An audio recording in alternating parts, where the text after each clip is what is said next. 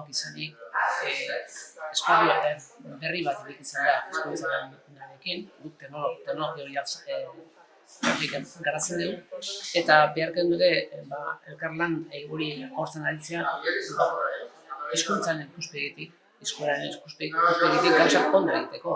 Teknologiak izanik, datuak ez ditugu, datuak manejatzen ditugu, datu korpu digital horiek norbait behar dugu bermatzen duena kalitatea, gure teknologiak aurrera ateratzen. Guretzat beste pauso esanguratsu bat. Aspalditik ari gara honetan eta alde batetik entitatea txikien alor hori lantzen, hor dago Geuzei, hor dago Elgoiar eta orain hor dago Bikontek.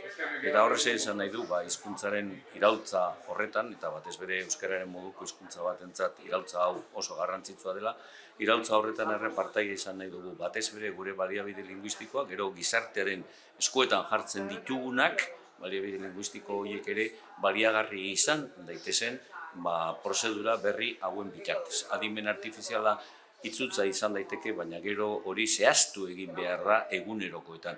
Eta horretarako dator, hain zuzen ere, gaur elkarrekin sinatu dugun dokumentua eta egingo dugun lana.